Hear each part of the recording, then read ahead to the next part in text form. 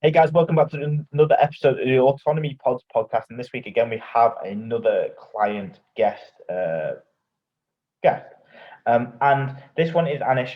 He's been working with me for a long while, and we're going to talk about how the fat loss journey, moving into muscle building, and like the real psychological battles that come with like maintaining muscle building, and just the general strategies that he's learned to kind of cope with social events, being an entrepreneur, and just all of the tidbits that come from going through a coaching process and being able to be self-sustainable and have autonomy with his health and fitness, and now only using the coaching to be able to build muscle over the long term. Check out this one. It's going to be very interesting. He's a laugh as well. Hey buddy, how's it going? All good, mate. How you doing? You all right? Yeah, all good, good. It's been a long time. So, just for the listeners, we got you on here to talk about your journey with us and how you've really, molded now to a guy, quote unquote, that you got a compliment in the gym about beefing up this week. So a guy that's really put some you on over the course of the last couple of years. But it didn't start like that, did it? Right? So, just tell people what you do for a living, what you do daily, and then also like what we've done in the past together.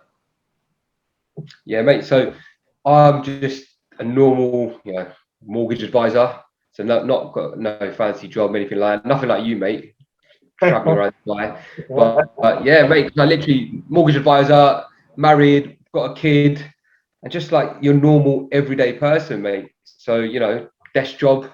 So, but like the truth is, like when I sort of joined you, the reason why I joined is I used to go, as you know, mate, I go Marbella once a year with the boys, yeah. And then I always like the truth. I always had man boobs, right? There was no denying it, no hiding it. I had man boobs, and I was like, shit, man, I need to get rid of this. Like, when you go away on holiday, and you always wanted to be that person who you looked at and you were like, oh my god, that guy's ripped. And I was like, why can't I be like that? And then obviously, mate, I stumbled across you, and from there, mate, I've never looked back, to be honest.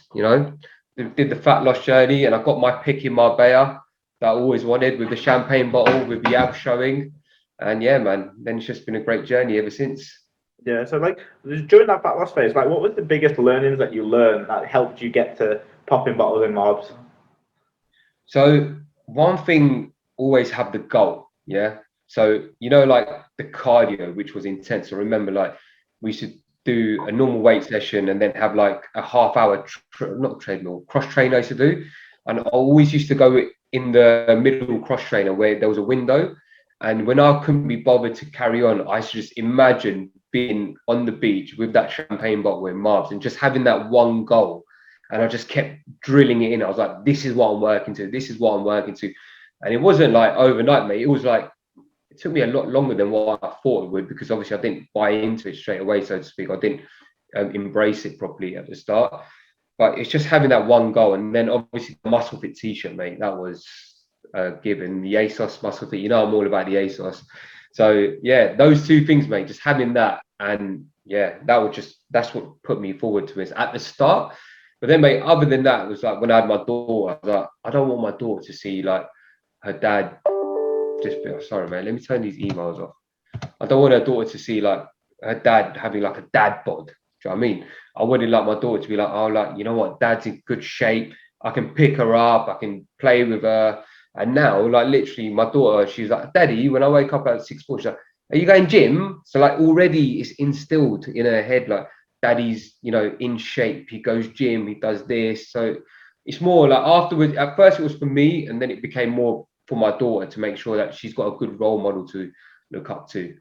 Yeah, when you get a goal that's just outside of yourself, when it's other people around you, it's so powerful. Just going back to the ASOS Muscle Fit T-shirt scenario. So tell everybody like what we were struggling with before we got the ASOS Muscle Fits. Like what did that solve? So I'm typical like Indian lad, yeah. I'm not tall. I had, skinny fat, what they call it, yeah. And then I used to get issues like everyone's like, oh, you're so skinny, like blah blah blah. But when I wore my clothes, I didn't feel comfortable. Because I've got the physique, I knew I had the physique to get into like the tight fit clothes. Because the baggy clothes just looked too big on me, because I was too conscious about my man boobs, right? So I'm like, like everyone's like, you're skinny, but then I'm looking in the mirror and I can see it, and I know other people can see it, but it was just like I knew the look that I wanted to go for. Mm. And then that's what put me through. Like the clothes that I wore, I just wasn't comfortable because, you know, like you get your certain two jumpers that you think, all right, cool. Like my boobs don't show in that, and I can get away with it. So I'm literally consistently wearing the same jumpers all the time. And I was like, this is not what it's meant to be about. Like the whole thing was like, you know, before you go out, you're like, oh man, my jeans don't fit, my top doesn't look good. And then, mate, to be honest, like to be truthful, I used to wear a t-shirt underneath a lot of my jumpers just to hide shit. And it was just like, you know, I'm sure plenty of other people have done that, mate. And it's like now, it's just like, go on ASOS, mate. I know it. Basically, I've literally ordered like 200 quid worth of clothes for holiday, yeah, and everything fits me, you know, and I feel good. Like literally, I can just wear it straight out of the pack, and I feel amazing. And that's the main thing, mate. Like, it's just a mindset way. I don't have that issue, you know, what other people have. Yeah, no, it was because it was big at the time. Because a lot of South Asians who do go into fat loss phases, they end up losing fat everywhere. Like not just from the man boobs or from the love handles, it Yeah, comes from everywhere. So they get those comments, they get those things to say, "Oh shit, like you're skinny, you're skinny, you're skinny." When actually you're not skinny. Like if you took your top off, they'd be like, "You're in good shape." yeah, But yeah, yeah. it's like, people don't also update their wardrobe as they go. So like, and you guys love to save money as well. So like, you won't brand. Yeah, Yeah, you won't branch out on a load of on new yeah, clothes for no reason as well. So a lot of people end up wearing the same stuff that they were 10 kilos heavy with, and no wonder like that t-shirt will be drowning you if it was like if you lost 5 to 10 kilos. So getting those muscle fit t-shirts, getting something that fit you, making you feel more confident was like a massive game changer for just the personal side of things, but also you can go out, you can wear it, you can feel good, and that's why you got in shape in the first place yeah. to feel good wherever. No So doubt, mate. that was good. And then one of the biggest things that I think you had really good success with was managing the weekends, managing the social events, because that's a big undoing for most people. So just tell people how you went into that, what type of strategies we used, and like what type of events you went to that people can like say, oh fuck, like if he can go to this and still get amazing results, like what can I do? So we're talking about fat loss, yeah? Yeah, well, yeah. So like, yeah, Yeah. So firstly, I did your head in every week because I was like, Nathan, I've got this going on. Nathan, I've got this. Because obviously, like Indian people, mate, like I don't know about everyone, but we've got so many events, mate. Do you know what I mean? And everything's just like fried and it's this and that. And sometimes there's just no getting out of it. Do you know what I mean? And I remember I was constantly, I voice noted you so much, mate. And like you were amazing getting back to me. And then one thing with you is you just said, look, eat whatever's there. But you know what stuck to me was that one plate rule. So I used to have like a light breakfast, and sometimes I used to skip breakfast when I was in fat loss, right? Maybe have a protein shake. So the key was like trying to get more protein in, and then have maybe like a light lunch, a really light lunch, and then go there and have one plate of food. Now, I know I probably went over calories with that one plate, but you can't guess it, right? You have to eat. But the main thing is I didn't feel guilty because I had that one plate. I worked towards it. I was still mingling within the social event. So people weren't like, oh my God, he's got his own food. He's doing all this. He's not eating. No one could say anything to me. And that's what I've sort of maintained throughout all those social events. So obviously, I always spoke to you first. And then even with like restaurants and stuff like that, I used to send you the menus and you used to give me the good choices of like what I should be doing. And then from there, I sort of learned myself, if that makes sense. Because I was like, oh, what would Nathan pick for me? The high protein, veggies, bit of potato. And then going through the process with you, like, especially weighing, I still weigh my food to today. Yeah. But like, I know what's like dense foods like rice. I rather like every day I eat rice, right? And I'd rather have a dense portion of rice than like a naan bread because I know like, or two naan bread, which will equal like 315 calories, which is like 90 grams of rice. You know what I mean? But all that now, just doing all that, speaking to you, it's like, it's just, I'm like a machine, mate, now. Do you know what I mean? yeah. It's all that you absorb the energy, the education that comes with like instead of just being saying, okay, what would Nathan do? I'm going to do this because Nathan said. It's like Yeah. do this because Nathan said, but also like for next time, maybe I don't even need Nathan in that Yeah. scenario. And it's only when you need a new one do you say, oh shit, like this is when I can change it. Yeah. So Yeah. Yeah. that was really positive. That made you go to any event, manage all of them, but Yeah, help mate, make like birthdays. any event whatsoever. And also, like, for example, like when my wife was pregnant, And obviously, you know, she was in hospital for a while, and I was like, Nathan, there's nothing to eat, yeah. And they had Costa, and I was like sick of Costa, eating their sandwiches every day because I still managed it within calories. And then one day I remember I was like, Nathan, I need a KFC, man. I just need something like to get me through. And you're like, mate, he goes, you can have a KFC. And I was like, what? I can have a KFC. And then I looked at the calories, and that was actually within my fat loss like calories, right?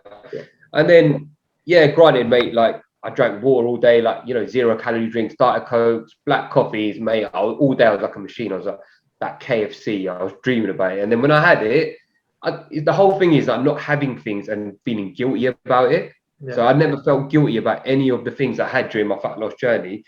And yeah, I went AWOL a few times. That's the truth. I know I remember calling saying, Nathan, man, I needed that Regency. I needed a refuel. And you were just like, so you didn't grill me on it, but you're like, why did you do it? Why did you do this? And then it's just a case of learning and controlling those habits if I need to. But yeah, man, like the key thing I've learned with you, mate, is that even if you're on fat loss, you can eat whatever you want as long as it's within your calories and in moderation. Yeah, and that was you took to that really early in the fat loss phase. A lot of people take a long time to be like, if I just control this thing, they can have everything that you dream of. It just won't be the same amount that you used to have. But that's okay. Yeah. If you still want the actual thing, then it's okay. How and then with the transition now into muscle building and like maintenance and whatnot, talk to us about that journey. Like what body weight did you finish the diet on? What happened in that first muscle building phase? So I remember at Marbella, I think I weighed in at 53 kg or 53.1 to be precise. And I was shredded for at that time, if that makes sense. That was the first fat loss I did after like the little bulk, because it wasn't a full-on bulk what we're doing now. It was like, remember, I think it was like 6 months we did, and then we dieted it down. But I was still looking in good shape. Like my abs, everything was showing. But then now, mate, like this muscle building phase, I think that's what we're talking about. Sorry, it's a bit different for me. I'm not gonna lie, my body's going through changes. You probably hear me moaning to you every day on WhatsApp. Oh, mate, you can see my hips now. You can see, you know, like my belly a little bit, and it's fine. Like I'm basically embracing it now, because one thing you did say to me sort of hit me really hard was like, because obviously I'm going to Tenerife.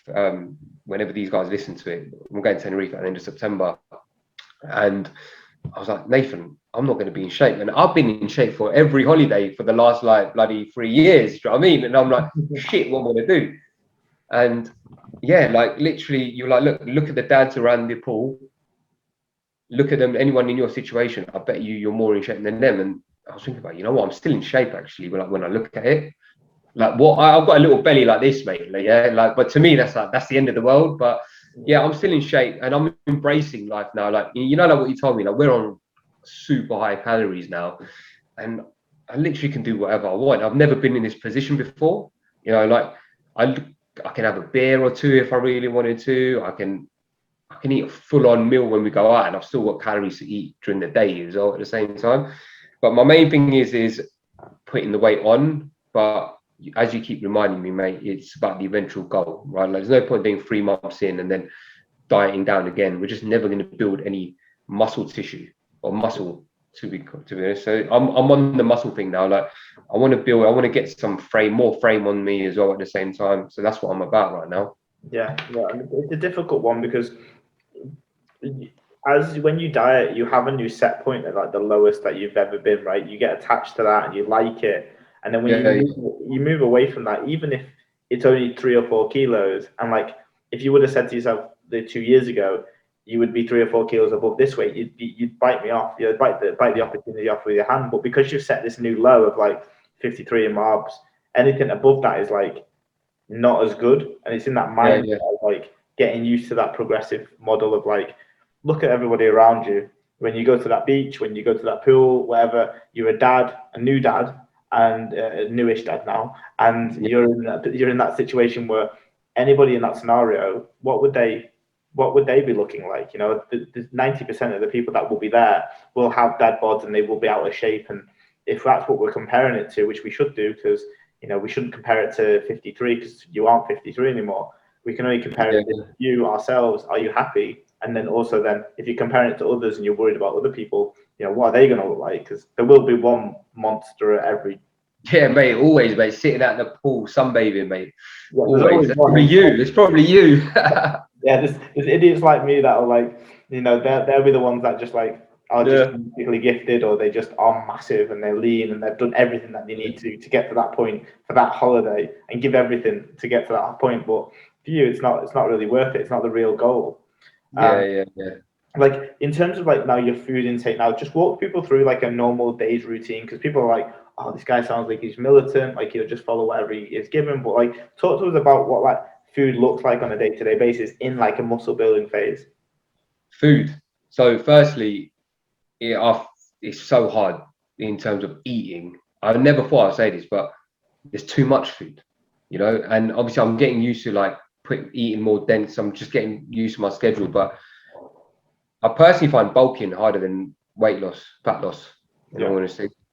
So like typical day is like in terms of what my whole routine or just food wise. Yeah, just like day to day, what do you do with your routine? What's your So food? yeah, mate, I'm very routine based, right? So I've got this agreement with my wife. I'm sure a lot of the like men can agree with me who are in my situation, or even women. But I can only go gym now during the weekdays because I have to. The compromise is that we have family time on the weekend.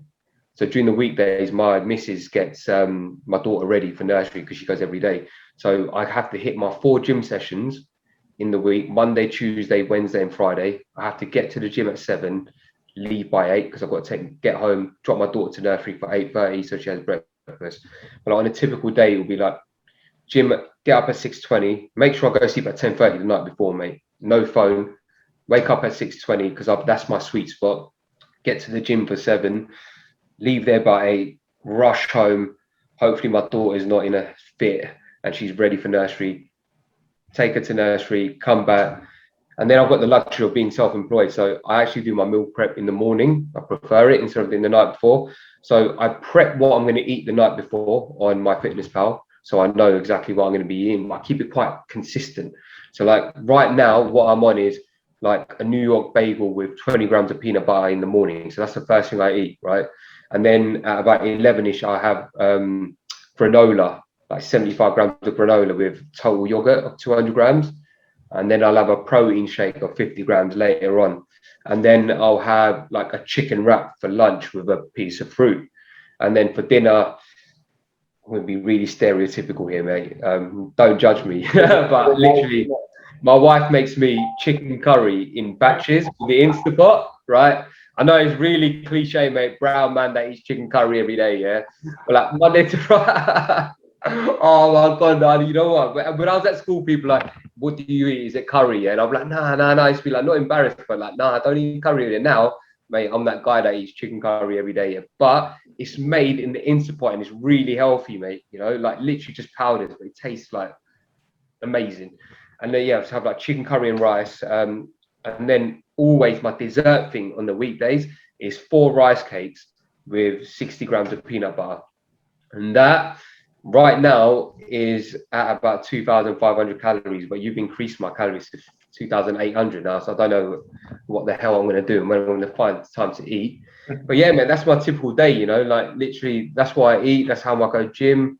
And obviously, mate, 3 liters of water a day is just like, when I first started, mate, I remember like I used to have 1 liter. I was like, bloody hell, this is a lot. Then I had 2 liters. Then I was like constantly going to the loo. Yeah. Now my bladder is just like solid. Like first thing I do when I get up, mate, 1 liter of water while my stomach's empty, I just neck it. And now I need it. It's like my body's like refueled. Like you're like that transformer, not transformer, it's like Terminator. Yeah, and your yeah. battery will just go up. I mean, so that 1 liter of water is like mate, it smashes it out. And then like today I'm on my 4th liter without even thinking about it. Do you know what I mean?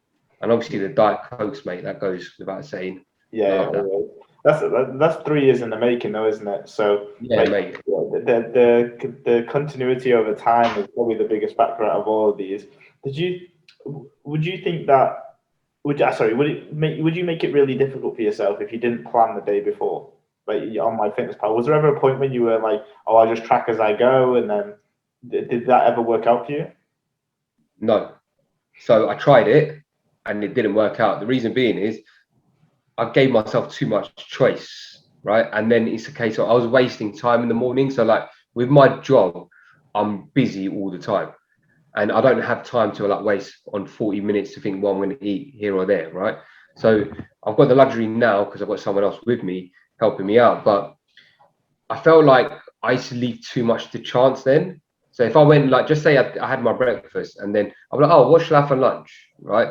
If it wasn't set in my mind, then I'm like, oh, you know what? Let me have this and let me have this, yeah. And then what used to happen is I'll eat more at lunch and then have less calories for dinner, and then I couldn't eat as much as I wanted in dinner, and then I'll be sort of like an angry person sitting there like, shit, man, I need some food, I need some food. Do you know what I mean? And the mindset wasn't right doing it that way. Whereas in this way, like I'm like, bang, this is my breakfast, this is what I'm gonna have for lunch, this is what I'm gonna have for dinner, and it's just there, like in the mind.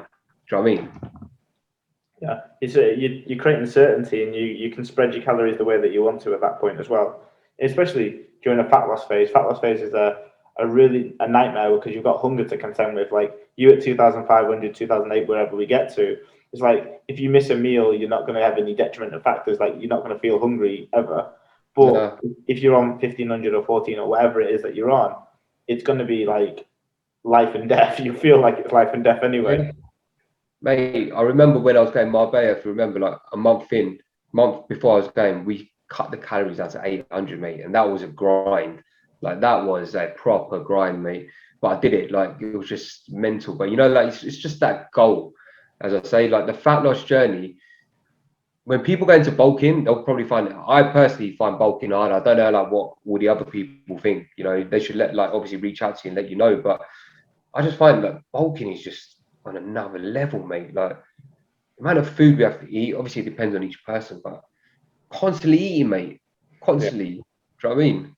Yeah, it's the for most people, they some people that don't even get to the point where they're feeling the way that you feel because the way that you feel is because of the continuity over the years to get out of that diet mindset or the Yeah. feeling of hunger and appetite. Now you're on the other end of the spectrum, which is where if someone offered you like food, you just be like, I can't be fucked, or I like if I don't really want it, then I'm not gonna have it.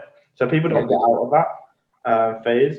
In terms of training wise, like what's your journey been like from a training perspective over the course of the 3 years? So when I first started, I literally so I'll touch a bit back. Like I had PTs before, right? Who basically knocked my confidence. So they were like, "Oh, what are you doing? You're doing wrong." You know, like you just don't understand. And then before I joined you, I was like, "There's no way it can work with like an online coach." I always thought you had to have the coach there. Do you know what I mean?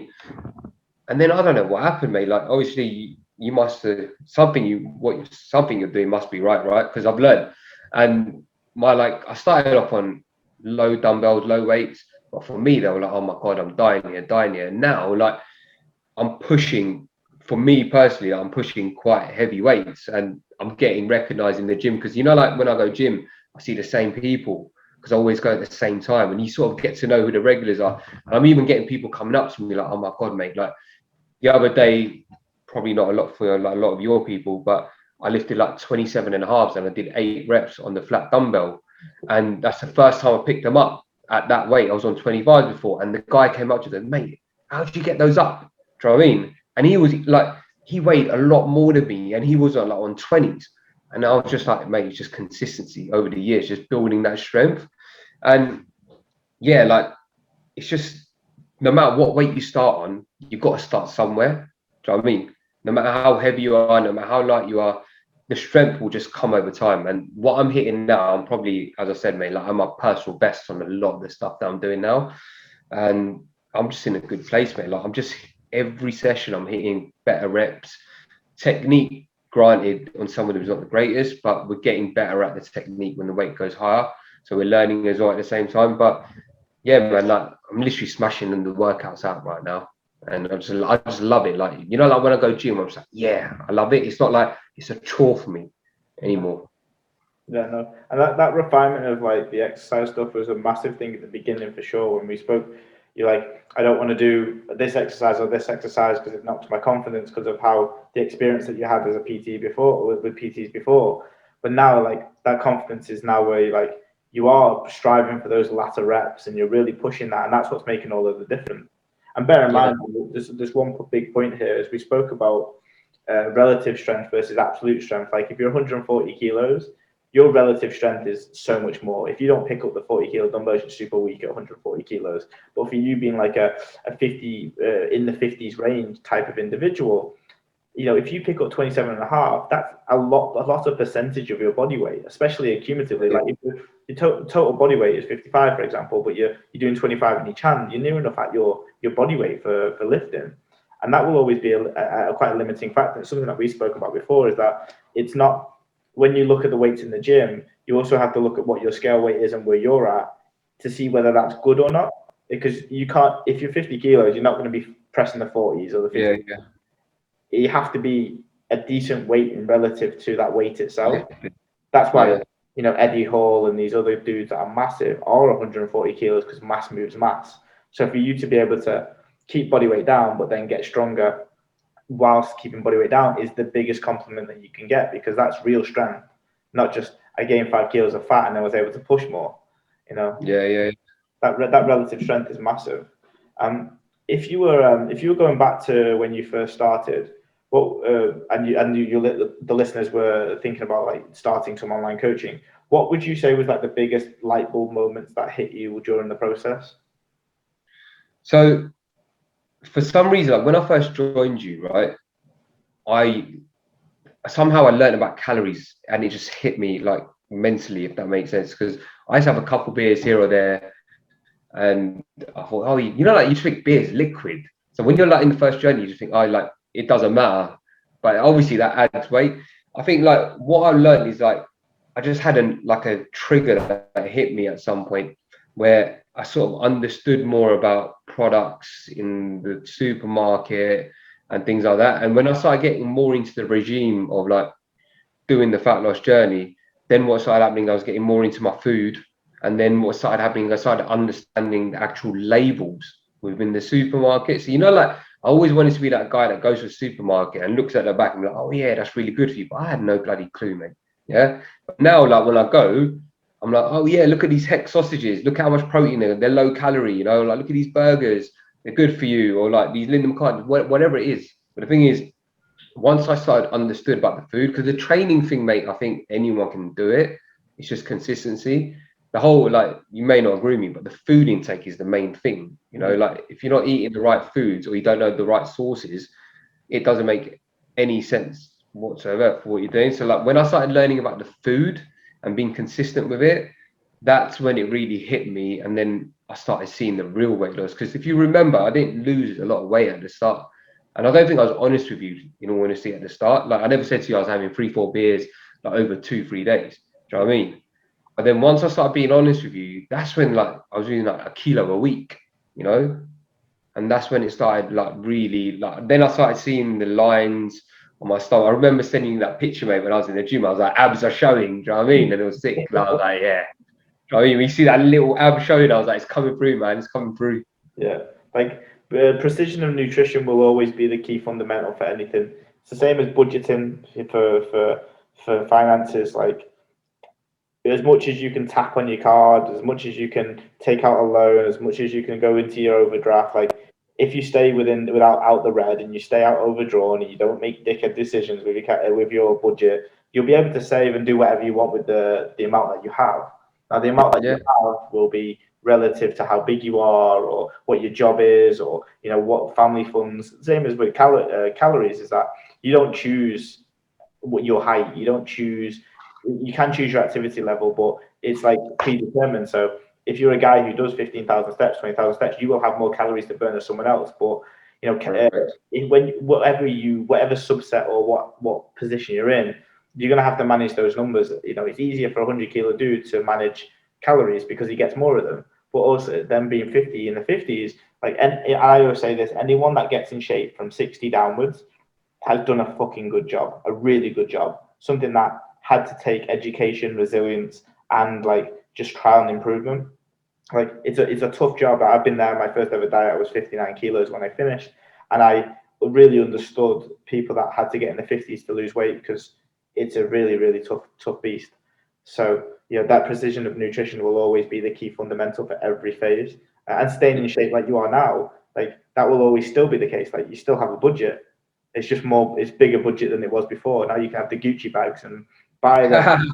Buy the Audi. Mate, I'm still that guy. Basically, if I'm consistent, like Linda, I'm not even ashamed to say it, mate. Like Linda McCartney burgers were on offer. Yeah, I love them. They were half price, mate. I ordered 10 of them, mate. They're in my freezer right now. Do you know what I mean? I know I'm gonna eat it. I was like, so there are ways, you know, like you see it and you just eat because I know I'm gonna eat it, mate. So I was like, you know what? Let's go as many as I can, and they came through. Do you know what I mean? So yeah, it's on a budget. Don't get me wrong, but the consistency thing, like I find it that I don't actually waste food now.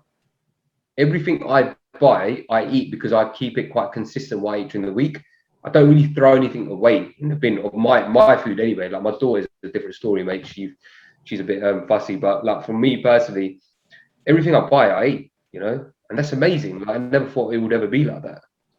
Yeah, because you're also planning it in advance as well, right? So Yeah, you don't lose, you don't waste much if you plan it. yeah, 100%. And then like, what are the goals for you right now? Like, what are we doing right now? I know we said that we're in a muscle building phase, but like, how far in the future are you looking for that goal that you have? So in terms of, I don't really know what the end goal is. The truth is, right now, I just know that I want to build some, just get a bit, you know, just build a bit of muscle now because I'm at a stage now that I've never been, so I don't really know what the end goal is. The end goal is obviously, mate, I always want to look good. Yeah, that's the truth. Yeah, so like, always want to look good. Potentially, like, so I, as you know, mate, my excess, people probably think that's really small, but if I wore the t-shirt, I'm like ripped now. Yeah, like people look at my chest and like, fucking hell, like it's definitely not man boobs now. So, and I bought the small, as I told you, mate, I bought all those ASOS clothes. Mate, the smalls, they still look good on me. But I guess the next thing is I would like to get into a medium, to be honest. You know, but get into a medium and not just be like a fat bloke getting to me, you know, like look good in a medium, how I look good in my small t-shirts. But the main thing also, mate, I know now I'm going back on it, is more for my daughter, to be honest, and people around me. Because the truth is, when I first started the process, people are like, mate, you're getting too skinny. What are you doing? Why are you not eating? You know, I was like, listen, have you seen that billboard over there? Seen that guy who's modeling? I might not have the face of a model, but I've still had the six pack of a model. You know what I mean? And then I was like, and now, mate, you know, now it's reversed. Everyone's coming up to me like, you look really good. What are you doing? Oh, you can't eat this. And I'm like, mate, I can do whatever I want. I'm like, Nathan has trained me to be a machine, mate. I can do whatever I want, just being consistent at what I do. So I guess my main goal in all of this is to continue what I'm doing, staying in shape as I am for the rest of my life and building muscle. But the main thing the gym also gives me is the mindset. So being like self-employed, I only have one work colleague, which is my cousin. So there's not really much banter there on a day to day. So like the gym is that one time when I go to the gym, the only time I look at my phone, mate, is like for the stop clock, for the rest. And I'm just going to continue that because it gives, when I don't go gym, mate, in a week, like I can't remember the last time it was, I felt like absolute shit. You know, I was like, I need a workout. And I even work out on holiday. People probably think I'm mad, but not like a mad workout, just a quick half an hour here or there. Just feel good about yourself. And I just want to continue what I'm doing for the rest of my life because I just love it.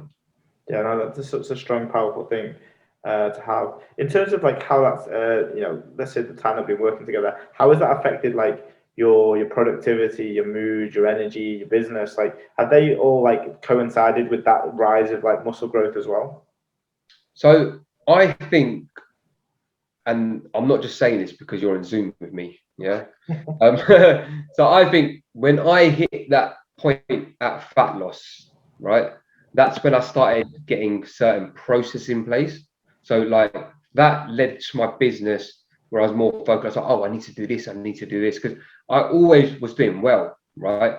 But it just made me focus, see more vision. So like what I was doing in the gym, I was taking that into my work. What I was taking into my work, I was taking into my life, and it just became a complete circle. Whereas all around, I was more happier because I looked better, I felt better, so I was working better, I was going out better. You know, like everything was just better, mate. So from that phase and to today, like I'm very process driven now. So like in terms of, I'm like 3 liters of water a day. Now it's just like I do without even knowing. Yeah. So I've got a lot of processes that I've set in place without even doing it. Or like when I'm going out on a night out, I know, like, you know, have a couple. I always start off with a couple of beers. I'm not that guy who can have spirits straight away. I mean, probably not like you, mate, but straight couple of beers, and then I get on the vodkas, you know. But before it was like have vodka because it's only 80 calories a shot, you know. But now I just do it without even me knowing. So I've got really good, solid things in place now, which I don't even know how they've gone in place, but they have, and that's resulted from the fat loss journey, I think. Yeah, yeah, no, 100%. And obviously, we've got the spider web that comes from, you talked before about people coming back to you and asking you, oh, what do you do? But also, you've been a positive impact on the people that are around you, right? Because now there's your family that are all getting involved Yeah. on this journey as well. Sister, brother, wife for a while. Yeah. They're all there, and it's your impact. And speaking just on the podcast before about this, about how you starting this journey, you being the shining light, has now led to 5 other people starting their own fat loss journey, Yeah. and that becomes, especially with the South Asian like health issues that come up very big in older age, or even just like mid-40s, mid-30s. It's time for us to change that as well. So like you being able to do that is great. Do you see those changes? Do you see the people around you making better exercise decisions, food? Yeah, mate, 100%. So what it comes down to is now, and I'm not like making myself like getting a big ear up, I look good in a t-shirt. Yeah. People obviously notice that.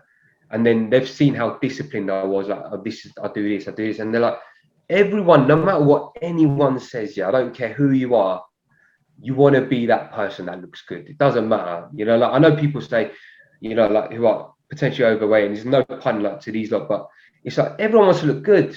When you look good, you feel good. Yeah. And now everyone around me is seeing that I look good. I'm living a good life. I'm eating whatever I want. They're like, shit, how has he done that?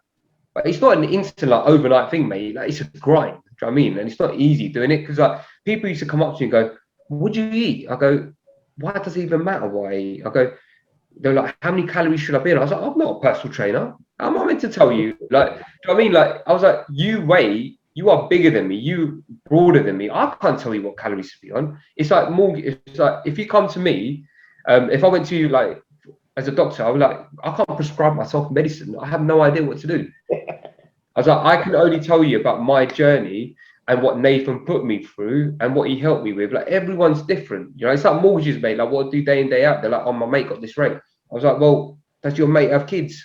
Does your mate have a car loan? No, like everyone's different. So all I can say is that people notice and people always want it for free. That's the truth. But in the day, you have to go through the process to make it happen. If you don't put yourself in there and commit to it, you will never get the results that you want. No, not at all. And that's a good way. That's definitely a good way to finish the podcast. Just before we go, if anybody's looking for some mortgage advice, where would they go? So if you're looking for mortgage advice, for like hints and tips, just follow me on Instagram, Anish Patel Mortgages. So I'm all over social media, mate, but I think Instagram's where your main following is. So Anish Patel Mortgages, and just follow me and just reach out. And if you've heard this podcast, let me know where you're at with your fat loss journey or your muscle building journey. It'd be good to connect. Yeah. And then sell your mortgage. Maybe that as well at the same time. Yeah, that's good. I can't wait to get my flat remortgaged in a year and a half. I know where I'm going. Oh, nice. Who's your mortgage advisor, mate? I don't know. I'm staying out. I'm staying over here. I'm leaving it to mum and my dad. Oh, nice. Good stuff. All right, well, thank you for coming on. I really appreciate it, and we'll chat to you soon. Take care. Speak soon.